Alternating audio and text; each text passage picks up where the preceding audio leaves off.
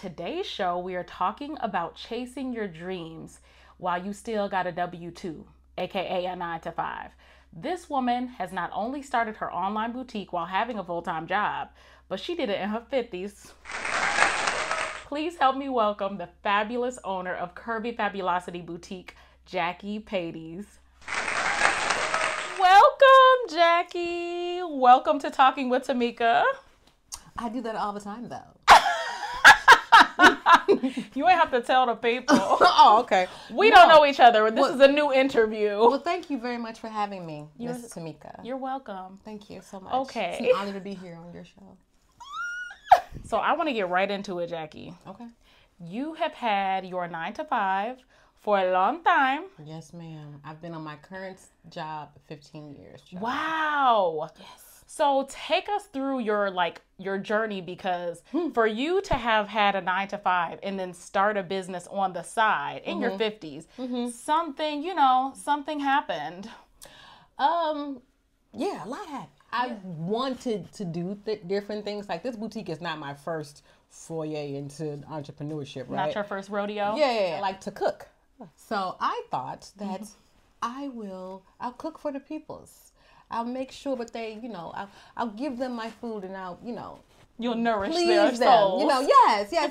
Nana's Kitchen was born. Nana's Kitchen was born, I don't know, child, in the early 2000s or something like that. I don't know when it was. I can't even remember because, my brain blocks out trauma.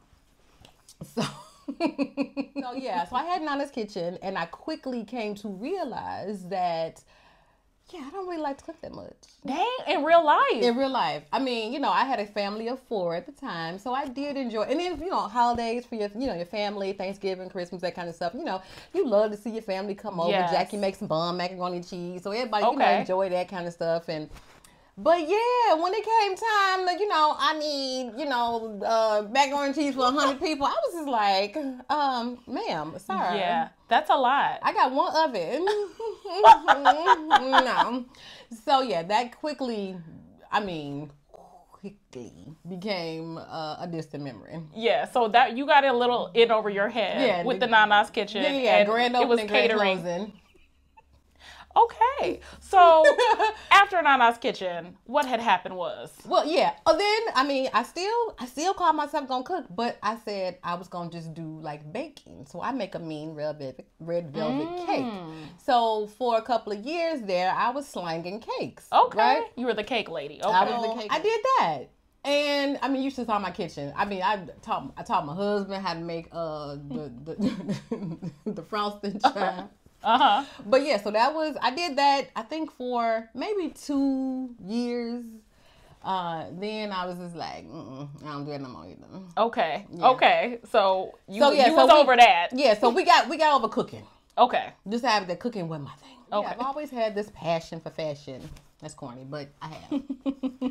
So I said, and I discovered like fashion blogs, right? Like I would say 2012, 2013, I discovered fashion blogs. I didn't know anything about them, but I discovered them. I loved them, right? Yeah. And I followed a few. And I'm like, this is so dope. Also would find myself thinking, I would have done that differently. Okay. I wouldn't have paired that with this and I would have styled it in a different way. Yeah, I found myself being a fashion blog critic. Oh! I was the Siskel and Ebert of fashion blogs. I had met a photographer. I took these pictures, and they were bomb. It was you were like, excuse me. It was my first professional photo shoot, and they were bomb. And actually in the shooting of those pictures, me and that photographer became like really, really cool. That became my guy. Your go-to, your partner in fashion blogging. Exactly. Well, he didn't know. He was just the guy that took my pictures. But we had just such a bomb time shooting the pictures that we became friends after that. I was like, you know what? Maybe I'll try this. So I went to him and I'm like, hey, I want to start a fashion blog, which was my photographer. And he was like, I don't know what that is, but yeah, I'll do it. Oh, he didn't know what a fashion blog was? He had no idea what a fashion blog was, child. That is something else, because this was in 2015. Wow. Okay, then. And he's a photographer. Right. Well, he stuck to whatever it was that he did. Yeah, because he wasn't fooling with the blogs. He stayed in his lane. That's when Curvy Fabulosity was born. Got me a little Wix site, child. You couldn't tell me nothing. Wix be Wixing, honey. Honey, I had me a little Wix site. Okay, then. And I started, you know, shooting content. I was buying all these clothes because, of course, I didn't have any. There was no brand deals. You didn't have connections. No brand deals. I was going out and I was buying all these clothes, and it became a very expensive venture. Yeah. I'm doing this vlog and we're shooting all these looks. Yeah. I'm spending all this coin because I have to buy all these clothes because I have to keep shooting all this content. Because everything, I'm assuming, for the blog was pretty new. So did you feel like you couldn't foster like the relationships to get some kind of here's the thing, affiliate code, discount, whatever? When you don't know what you don't know, I didn't do any research. Okay, you were just like, I like to see and I mean these fashions exactly on these blogs, and all I knew was that I saw these girls, they had on clothes and they took pictures in them and they put them on the internet. That's enough for me. And I'm like, I could take pictures. I could be on the internet, and I did that. But I didn't know. It's all good. You learn. You live and you learn. At some point, I realized that you could monetize this thing. Yeah.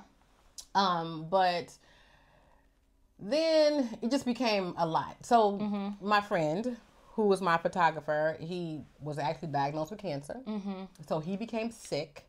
And, you know, so we kind of, the shooting kind of fell off a little bit. He got sick. It was, and, you know, I was going broke on clothes. So it was just kind of like, you know what?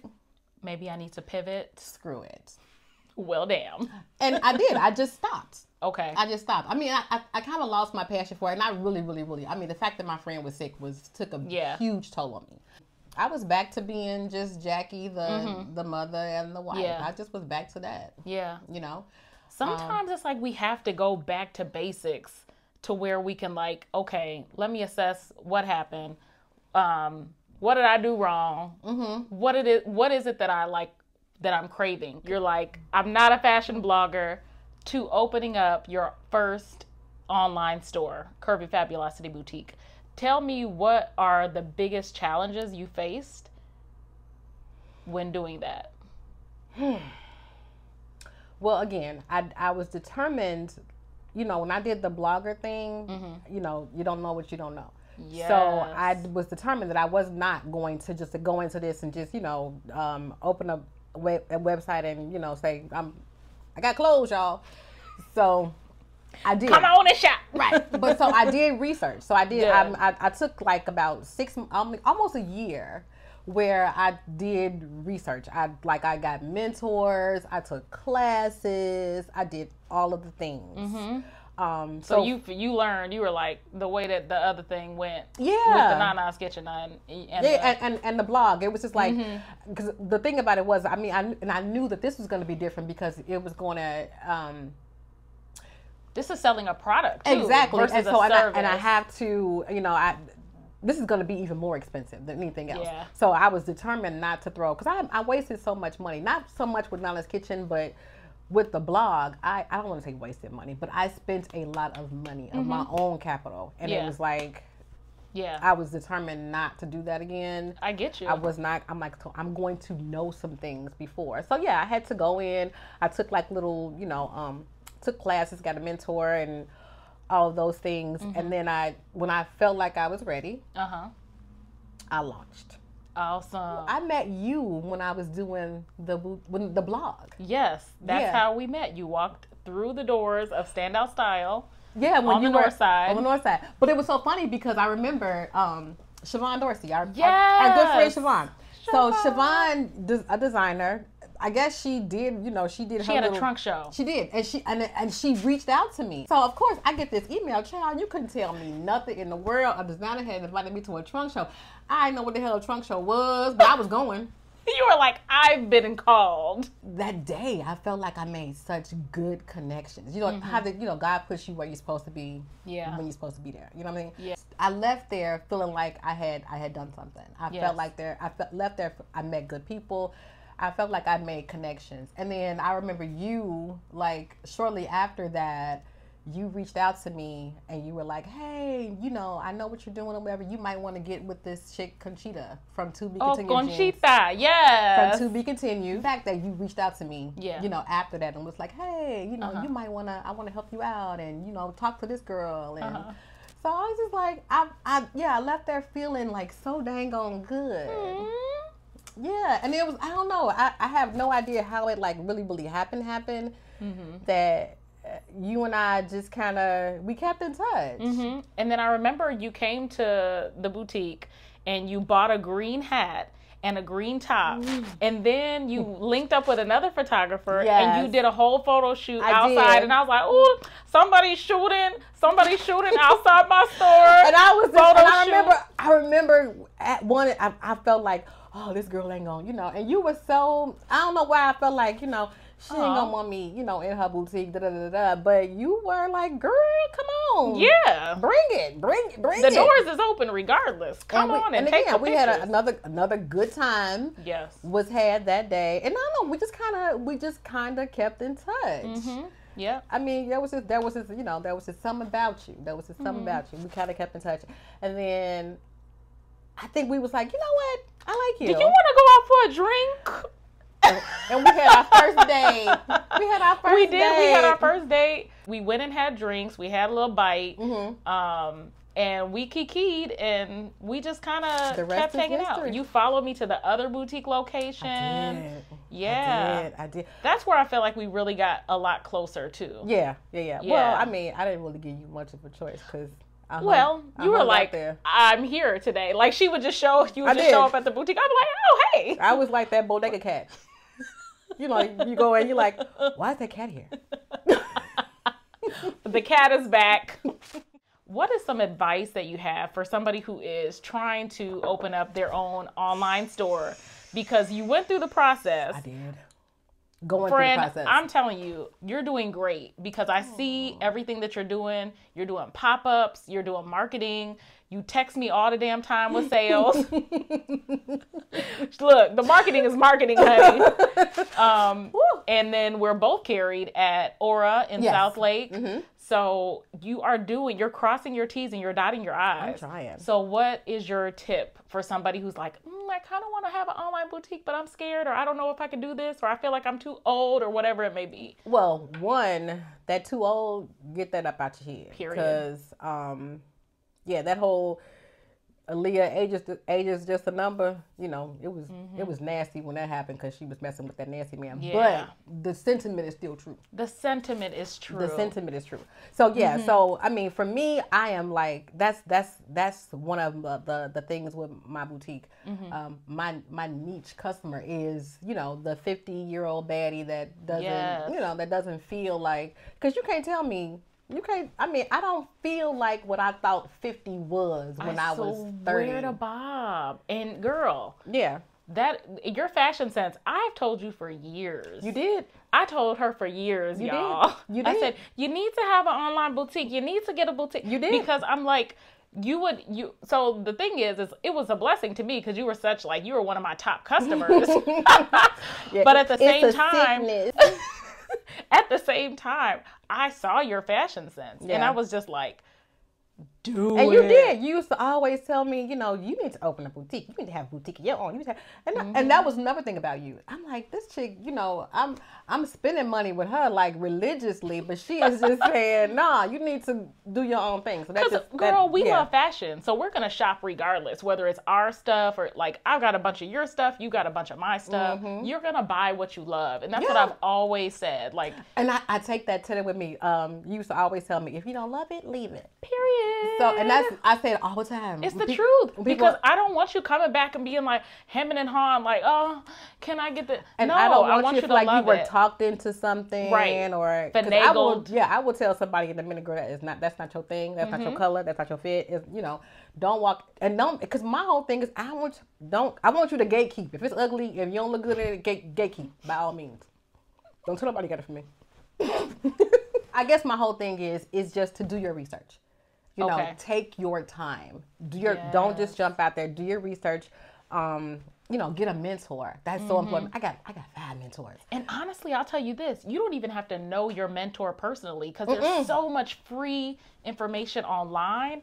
And I just think that we live in this time where it's like you can't really say, I don't know. Yes, because Google is free everywhere. I mean, even online, even on Instagram, and there are people that do this, and they give you like they drop gems for free. Yep. You know what I mean? Of course, there are people that want money, but there's so much. Sometimes you gotta invest in yourself. And I did. Yeah. I mean, there was so much stuff I got for free, and then I had to go and spend money to do it as well. So, and then it's just, and the other thing is, it's a marathon, not a sprint. Yeah. So I've been, it'll be 2 years on May 1st. I know, right? 2 years on May 1st. But I'm still learning. I'm still struggling.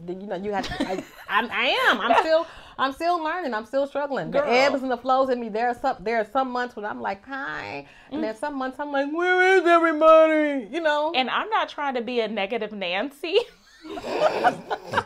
But I'm about to celebrate my 10-year anniversary with Standout Style this month. And I still am like, what am I doing? Like, and I've done it for some time. It's like you just have to like keep going and keep realizing what's my why for doing this. Yeah.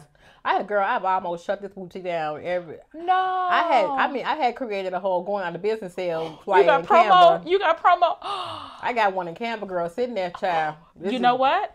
What we're not gonna do is speak that into existence. No. I got it. Did you delete it? Delete it. It's still there. Delete it. Okay, I'm gonna delete it. Delete it. Delete it. What is something that you wish that you knew before you started your online boutique? I wish I was better prepared for the inconsistencies. Because she preaching. I market to me, and my whole thing is, everyone doesn't suffer from the same affliction that I do. The shopaholic. Yeah, because I would, if I liked it, I see it, I like it, I want it, I get it. You know what I'm saying? It's a song, right? Yeah. But you know what has helped? It's helped the boutique owners. I don't know if it's helped the consumer. Like the Sezzles, the the installments. Yeah. Hell, Klarna, Afterpay, Quad, all of them. All of them. And they know me. I'm approved on all of them. They know me. But I think if I had just been a little bit more prepared for the inconsistencies, because I just thought, I really did think that I was going to, you go out there, you butterfly stuff, and it's going to be, and you put it out there, and it's like, how could you not buy it? I know. It's really, really hard because it's hard to get your stuff seen. That's why I always tell people, it's like, you have to like sell the overall lifestyle of it and not so much the pieces or the garment. You have to really work hard to sell a look. Like, you can't just put up a stock image and think people gonna be like, oh my God, I gotta do that. But they used to do it like that. But things have changed. These boutique owners, they are you have to investing real coin. I'm like, and that was a thing for me, with, it's a visual thing. Yes. So you have to have the dope visuals. You have to have good visuals. Yep. And like when I was doing the blog, like in 2015 or whatever, Instagram was just pictures. Yes. It was just pictures. Yep. Now when I got back into it, in 2021 with the boutique, there's so much stuff. I got to figure out how to do reels. I got to figure out how to, what I'm saying? It's just like your reels be spinning and doing all kinds of things though. I remember when I did my first reel, it took me like 2 hours to do that like 30-second reel, girl. I was just like, it'd be like that. Yeah. I'm like, and I said, this is a lot of work for 30 seconds, child. Good for you for like pushing through, because now I'm sure it's much easier to do it. Oh yeah. But a lot of people just give up before they be like, I can't do that. Yeah. But if you have the money and funds to outsource that, then you can outsource that too. But no, don't be like me. Don't be Jackie. Don't be afraid to kind of delegate. I am a control freak in the sense that I feel like nobody can do it like I do. When I buy stuff, I have a vision for it, so it's just kind of like, I'm my own model. I do my own pictures. I do my own editing. I do my own reels. I am truly a one-woman team, so, and I think about that sometimes, I think that, maybe I should, get somebody else to help me with some stuff. Yeah, so that's where I'm struggling right now. So just don't be afraid to delegate. Be ready for the inconsistencies. Just kind of be patient. Yeah. Be patient and keep your head down. Don't give up. Yes. Don't give up, because, child, you'll want to. I mean, do you know how? I mean, there are there's so many times, like, I work a 9 to 5. Yeah. So, I do the thing all day. Yes. Yeah. So take us through your process of working the 9 to 5 to managing your online boutique. So my job is, it's kind of stressful. So I'm usually busy. But you do get to work from home. I do. Yeah. And that's the good thing about my job. For 15 years, I worked from home. So COVID didn't, when y'all was change anything. Yeah, when everybody was like, doing the Zoom calls and, freaking out. I'm like, amateurs. I've been doing this forever. But the good thing about my job, I've been there long enough, whereas, and I kind of make my own schedule. So I'm able to schedule my calls, and there are some times I can kind of dip in, do little things here on the side. I will shoot content. I'll get new stuff in, and, I'll take my pictures. And then usually after I do that, I sit up at night, and that's when I make reels. I prepare reels for the week. I, edit pictures. I figure out what I want to post. I create drafts. Yeah. I update my website, because that's the other thing. That's the other thing about my site. I always try to kind of update it and make it look cute. And yeah, you want to make it look refreshed. Just like if somebody was walking past the actual store, you want to keep changing your windows. If you have an online store, you want to freshen it up so it looks like, oh, I got something new, even if maybe I really didn't get a whole lot of stuff. That's right. But you're gonna think when you click on that, you're gonna be like, oh, that's really cute. So so I tend to do that at night. And I'm usually, because for the most part, I'm an early bird. Like, I go to bed. I'm an early riser, and I'm an early go to bedder. Yeah, same. But a lot of nights I do find myself up to 1, 2 o'clock in the morning, depending on what I got to do. But yeah, so I just, and on weekends, I do my pop-ups. And I've gotten to the place now where at one point I was working 7 days a week. Yeah.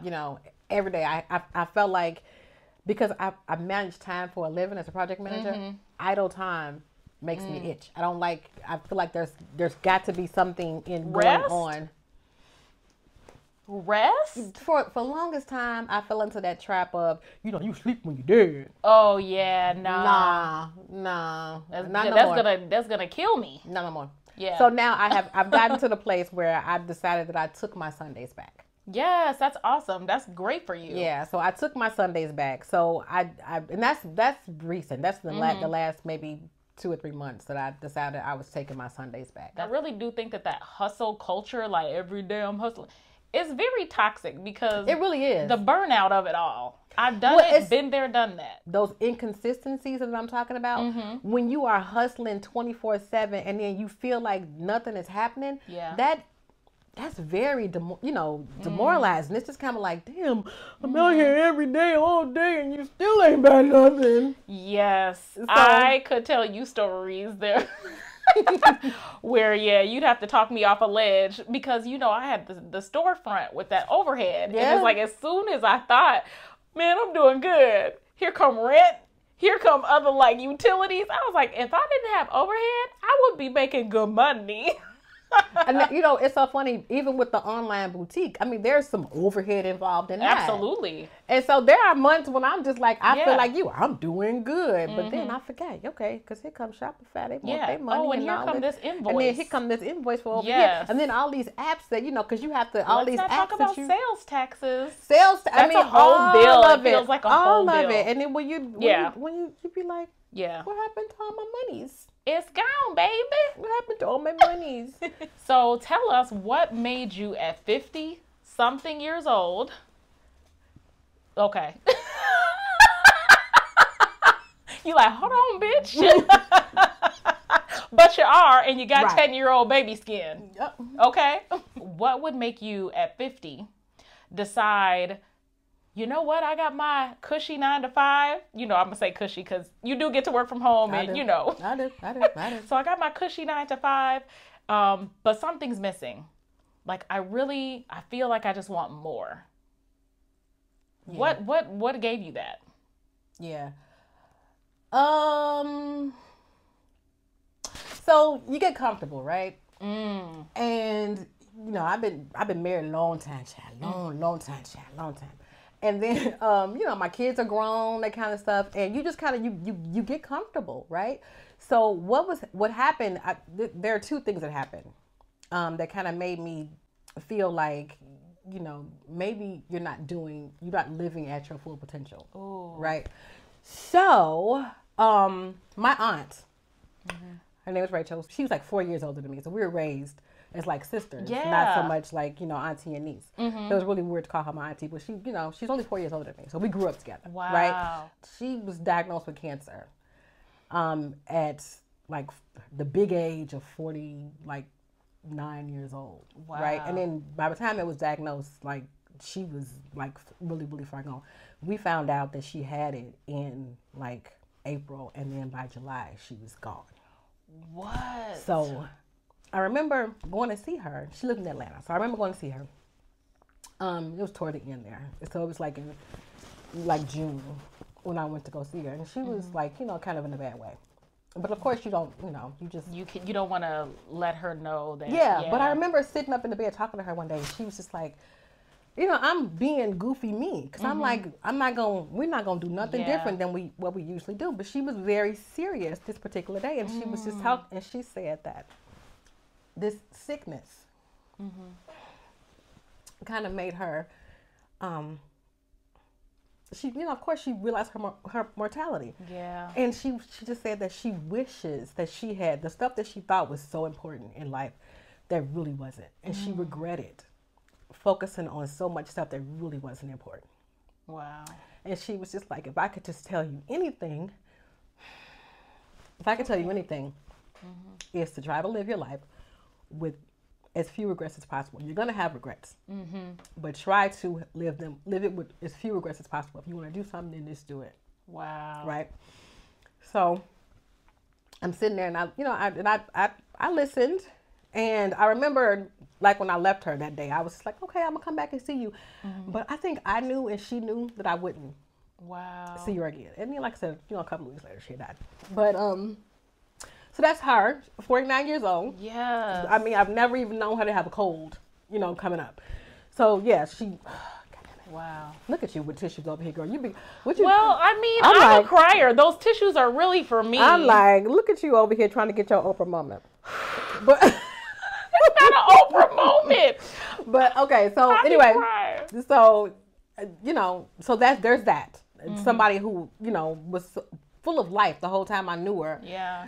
That happened to her, and then again, you know, my friend, Marco with cancer. I'm watching him go through it, and then you hear about, just on social media, you hear about people you went to high school with that, you know, are sick or are transitioning, and it's just kind of like, you know, you're sitting there and you're just kind of like, what? Right.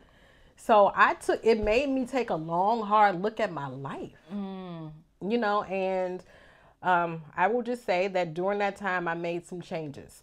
I made some changes were huge. Yeah. Others, you know, not so big, but I made some really, really big changes in my life, and I just decided that I wasn't, between that and then, you know, therapy. Get therapy, is good for you. But between that and therapy, you know, I decided that I was just going to try to live my life out loud. And I was, if I wanted to try it, I was going to at least try it. If I failed, then I failed. But nothing beats a fail but a try, right? Period. I thought about, you know, what is it that you want to do? What do you want to do? Do you want to? And I, you know, just in case somebody from my job happens to come across this, I love my job. I love your job, because like, I be hearing all the things that they be doing. I'm like, you be at the Four Seasons. I love, you be at the Peninsula. Yeah, I love my job. Don't get me wrong. I love you people. Look. However, you know, I mean, I would not like to continue to make my boss rich. I would like to get some riches for yourself. Yeah, I would like to kind of to do my own thing, you know. And again, I had those little dabbles at entrepreneurship, and it was like, okay. And then the other thing about me is I am, you know, I'm surrounded by boss women. I have so many friends that are doing their own thing, and that's awesome. That's an inspiration. Like, girl, yeah, no squares in my circle at Period. all. You know, so it's just like, so I was inspired by the U's and the, you know, the Kianas and all the people in my circle that are doing their own thing. And I'm like, you know what, Jackie, you can do this. But if you're gonna do it, you're gonna do it right. You're gonna go ahead and you're gonna do this work. You're gonna make sure you can do it and do it right. So yeah, that was that was that. Yeah, that makes me so happy to hear that story though, because it's like you found a blessing through that traumatic situation, you know? So the truly beautiful thing about it all is we never die. Our energy is still here. Yeah. She is still here. Yeah. That's what I really take solace in that. Yeah.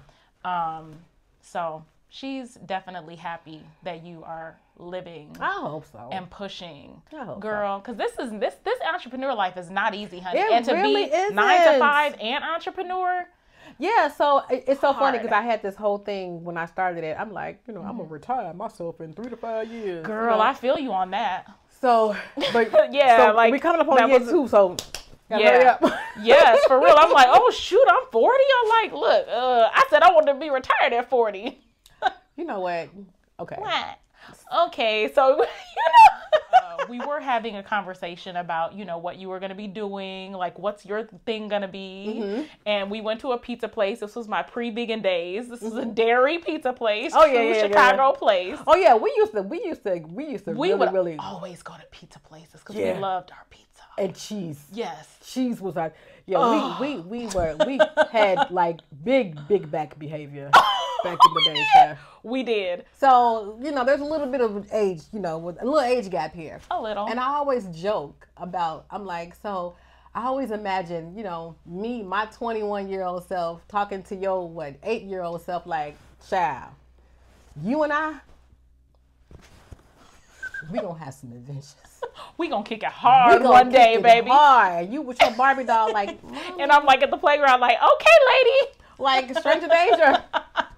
But so yeah, so there's this age, you know, gap between, but you know, it never make, you know, never really affected us at all, except when it did. So so we're out. I know what you're about to say. So we're out, we're doing our thing, we're having, you know, cocktails and pizza like we do. And we're at this pizza place / bar up north. I don't want to say the name in case they're looking for us. Let's not say the name. Yeah, they might be looking for us. The first thing I noticed pretty much is that we are 2 of 6 African American people in this place. Yes. Right? There's us at the bar, and there's a table of 4 other black women right? that were having, you know, drinks or whatever. They hanging out, right? So I noticed that. Because I tend to always notice. You gotta take a perimeter of the room. Yeah, I tend to always notice, you know, how many of us is anywhere. So we're sitting there, but we're having a good time. Yeah. So then this little greasy head thing walks in, and he saunters over to the bar. He walks over and he's like talking to us, and you know, we're both like, hey, what's up? And then he goes, let me ask you a question. And we're like, hey, what's up? He's like, do you wash your chicken? I immediately turned my stool because I want no parts of this conversation. I don't want no parts of it. I don't want, no, sir. Not today, not tonight, not ever. No. And you, because you are always, you know, love and light and, everybody, you know, if you go, give them a chance. Yes. Yeah. Yeah. That was then. So you proceed to engage this fool on conversation about the chicken, and well, you know, I was like, maybe he genuinely has this question. So the other thing about me, and in my field, in the 15 years on my job, and the 20 plus years that I've been doing this overall, I've always been the only black person. So you've had an experience. So what I genuinely know when people are like genuinely curious, yes, or when they're trolling. Yes. This motherfucker was trolling, and I was not here for it. So that's why I turned my back. And you was just like, no. I also think I had a beverage or 3. Probably, always. So, and usually that, that makes people like want to fight or something like that. But I was just like, you know what? No, let me answer his question. Yeah, you're a friendly drunk. So you're a friendly drunk. So so I'm sitting up there like, and then and you even said, you was like, my friend didn't want to. You see, my friend turned her back on you. Blah blah blah. I'm like, I'll let them know. And absolutely. See, this was all my way of saying, if you on BS, somebody on to you. Right. We're getting ready to kind of wrap up a little bit, and we notice that he's now at the table with the 4 black women, and he asked them something to the effect of, the washcloth. Do you call it a washcloth or a rag? That's what he said? Yeah, it was something about, do you call it a wash? Because I heard washcloth or rag. Do you remember? That's when I was like, because I'm nice until I'm not nice. Yes, because we were getting ready to go. We were going to pay our check. We were getting ready to go. And then we noticed that. And then I'm like, see, I told you. You did. You gave me the I told you. And you were just like, I was livid. Hell no. Hell no. I was like, I gave And I remember him, because we were at the bar. And I remember he was at the end of the bar. And he had left his wallet on the end on the bar. And he went over to bother those women. And what I said to you, and we're going to debate this until the day we die. But what I said to you was, left his wallet there. Somebody should take his wallet. Like, somebody should steal his wallet. That's not what I heard. And then I get up and I go to the bathroom because we're leaving. We pay the check. We're gonna leave. I go to the bathroom. I come back, and you are at the table with them, and you are in full neck roll, and you are talking to. You are like giving this man the business, and you are telling them black girls. You are like, he came over there, he asked us about chicken, now he asking y'all about rags, and you did.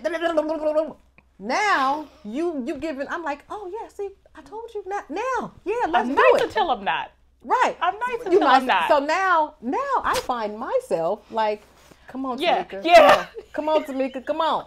You were like, it's okay. I'm like, girl, he ain't worth it. And he's like, hey, what do you mean? I'm just curious. I just got questions. Just a liar. So I'm like, I'll pull you out. I'm like, let's go. It's not worth it, girl. Let's go. So we leave. We get in the car. And you just like, girl, you done took the man's wallet. You know what? I will like to say on record that you, my friend, she did not say somebody should take his wallet. You know what I heard? Do you want to know what I heard? Take his fucking wallet. That's what I heard. And I was like, I'm right, man. I took that daggone wallet. And then as soon as I had taken the wallet and we were outside off of the premises. We sitting in the car, and I'm like, I got a family. I said, here I go. I was just on gospel radio. You had just been on gospel radio promoting something. And I'm like, Tamika, I done committed a crime. And then it was kind of like, because I think you paid with your credit card or something. We paid with, I'm like, they're going to find out who I am because my credit card, I paid with my debit card. So now we sitting there, and this is kind of like, and then, of course, then you like, I'm like, I never told you to steal. I'm sorry. I didn't say that. So we got to get past that. So I'm like, okay, we got to give it back. So, and we debated like just dropping it on the ground or doing it in the garbage. We debated a whole bunch of things. We debated should you do it? Should I do it? Who ended up doing it? Me! Sounds like somebody was admitting guilt. Me! I get up, and the good thing about this restaurant, this place we went, because it was a restaurant on one side and a bar on the other side. So we went into the bar. It was 2 different doors. Yes. So I remember I was like, I'm going to go into the restaurant side. And I just kind of went in. I'm like, hey, somebody dropped their wallet out here. Bye. I'm not guilty, and neither is my friend out there. Well, but I guess you'll learn something. The funny part is, I remember when you came home and you had told Ann about it. He looked at me. He was like, "Look at you contributing to the delinquency of a minor." Oh Lord, because that was what 6 years ago, 7 years ago, probably. Yeah, probably about 7 years ago. Yeah, at least. I've turned over a whole new leaf. Yeah, so a whole new leaf. That was Meek was out that night.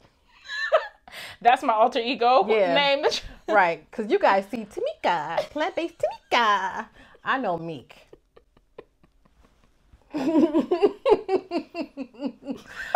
Meek was in there like, look, Meek be listening to that hood music. Meek be busting a UE in the middle of the street. Meek be parallel parking with trap music playing. Yeah, I mean the first time I hung out with you at your house or whatever, because you do come across very prim and proper, you know. Why?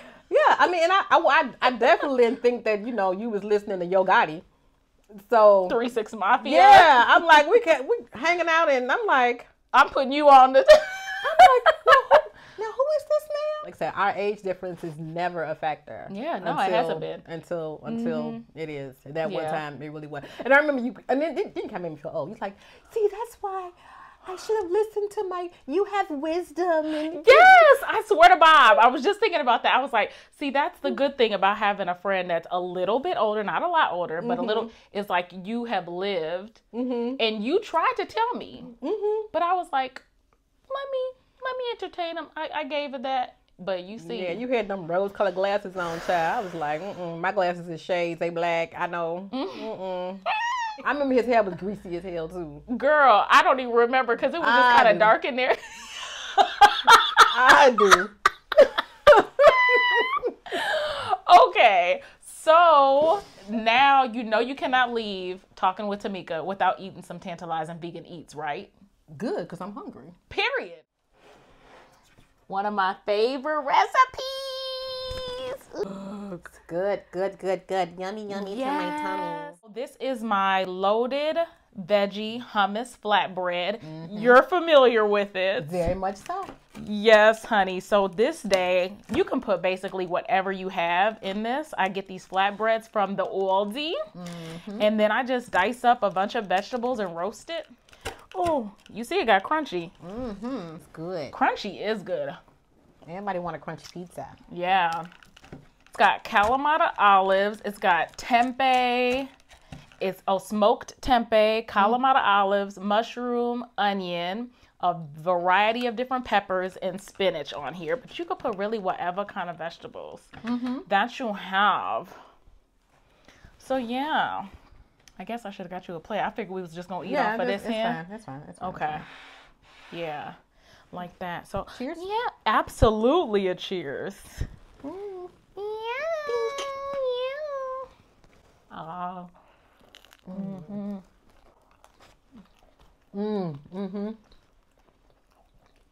That's good. That good. We needed this. I sure do. I'm hungry. Oh. You kill me with eating all. You really can't go wrong with this hummus flatbread. It's whatever you have at home, veggie-wise. I've done artichoke hearts. All different types of stuff like broccoli. Just roast your veggies. Peppers, Yep, roast your veggies. When I do my pretend vegan things, every now and then, at least once a year, I'm vegan for a couple of weeks. Oh, really? Okay. Yeah. You do your cleanse. Well, that's because I be wanting to lose some weight. So I'm like, let me go ahead and eat. Let me eat my vegetables. Is there anything else you would like to include before we finish this flatbread off? Right. Well, just one, just thank you so much for having me on. I mean, it's an honor and a privilege. Thank you for coming. To be one of the, one of your first, one of the first few interviews on your show. So I appreciate that.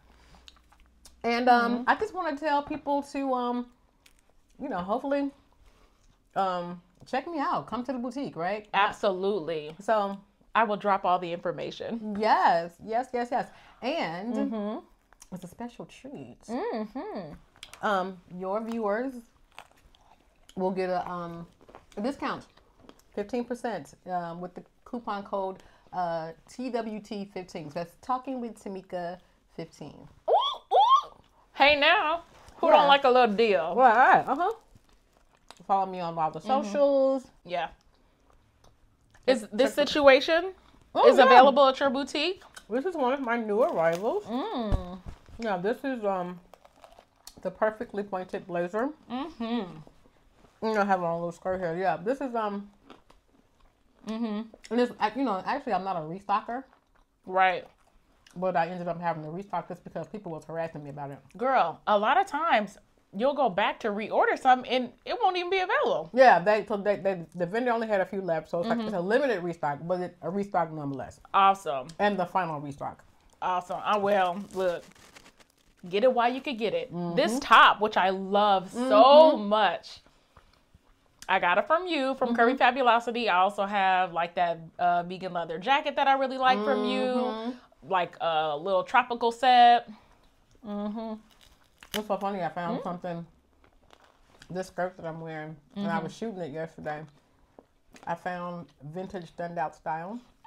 I love this top that I had. I'm like, and this is how the sickness affects you, because I bought this top when you had the brick and mortar, and I've never had it on. It's still in the closet, child. I took the tag off of it to put it on yesterday. Years ago. Your store been closed. How long? Right before COVID, God told me to close that store, and I reluctantly listened. Yeah, that's how the sickness works, you know? Yeah. But it was so cute.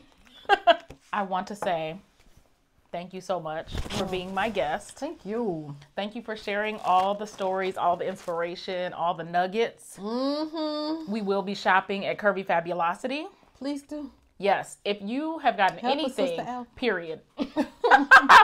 If you have gotten anything from this episode, please tell your mama, tell your cousin, tell your auntie, tell your sister, tell your brother, like, subscribe, do all the things. Do all the things. Until next time. And mash that button. Yeah.